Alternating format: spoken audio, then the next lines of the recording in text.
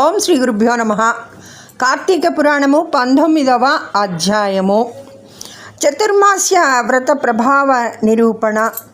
ఈ విధముగా నైమిషారణ్యమందున్న మహామునులందరూ కూడా కలిసి చిదానందుని స్తోత్రము చేసిన పిమ్మట జ్ఞానసిద్ధుడను ఒక మహాయోగి, ఓ దీనబాంధవ, వేదవేద్యుడవని, వేదవ్యాసుడవని, అద్వితీయుడవని, సూర్యచంద్రులే నేత్రములుగా గలవాడవని, సర్వాంతర్యామివని, బ్రహ్మ రుద్ర వేద దేవేంద్రాదులచే సర్వదా పూజింపబడువాడవని, నిత్యుడవని, నిరాకారుడవని, సర్వజనులచే స్తుతింపబడుచున్న ఓ మాధవ, నీకివే మా హృదయపూర్వక నమస్కారములు. సకల ప్రాణకోటికి ఆధారభూతుడవగు ఓ నందనందన, మా స్వాగతమును స్వీకరింపుము.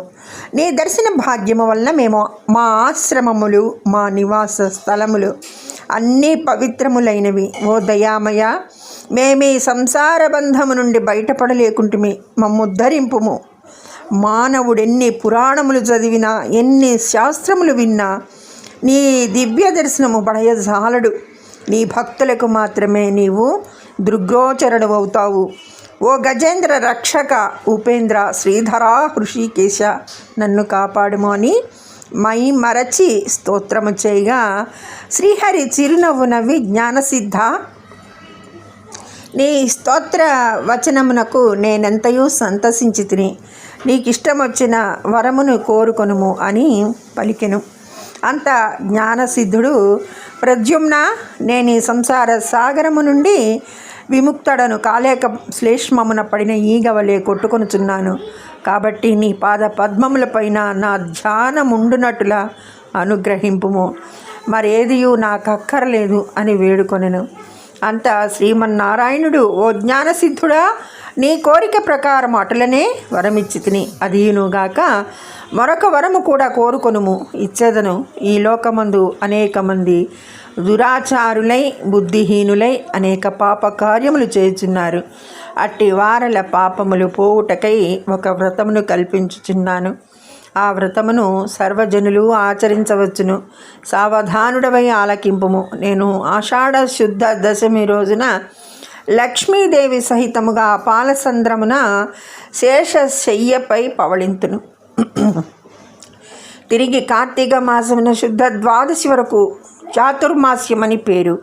ఈ కాలంలో చేయు వ్రతములు నాకు మిక్కిలి ప్రీతికరములు. ఈ వ్రతము చేయు వారులకు సకల పాపములు నశించి నా సన్నిధికి ఒత్తురు. ఈ చాతుర్మాస్యములందు వ్రతములు చేయని వారు నరక కోపమున పడుదురు. ఇతరుల చేత కూడా ఆచరింపవలేను. దీని మహాత్మ్యమును తెలిసియుండియు వ్రతము చేయని వారికి బ్రహ్మహత్యాది పాతకములు కలుగును. వ్రతము చేసిన వారికి జన్మ జరా వ్యాధుల వలన కలుగు బాధలుండవు. దీనికి నియమితముగా ఆషాఢ శుద్ధ దశమి మొదలు శాకములను, శ్రావణ శుద్ధ దశమి మొదలు పప్పు దినుసులను విసర్జించవలేను. క్షమించండి.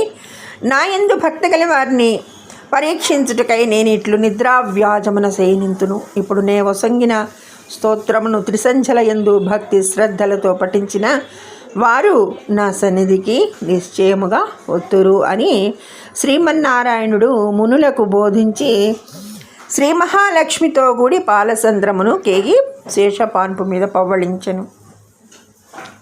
వశిష్ఠుడు జనక మహారాజుతో, రాజా, ఈ విధముగా విష్ణుమూర్తి జ్ఞానసిద్ధి మొదలగు మునులకు చాతుర్మాస్య వ్రత మహాత్మ్యమును ఉపదేశించెను. ఈ వృత్తాంతమును అంగీరసుడు ధనలోభునకు తెలియచేసెను. నేను నీకు వివరించినాను గాన ఈ వ్రతము ఆచరించుటకు స్త్రీ పురుష భేదము లేదు. అన్ని జాతుల వారును చేయవచ్చును. శ్రీమన్నారాయణుని ఉపదేశం ప్రకారము మునిపుంగవులందరూ ఈ చాతుర్మాస్య వ్రతమాచరించి ధన్యులై వైకుంఠమునకు అరిగిరి. ఇట్లు స్కాంద పురాణాంతర్గత వశిష్ఠ ప్రోక్త కార్తీక మహాత్మ్యమందలి 19వ 19వ రోజు పారాయణము సమాప్తము. ఓం నమః శివాయ. సర్వే జనా సుఖినో భవంతు. ధన్యవాదములు.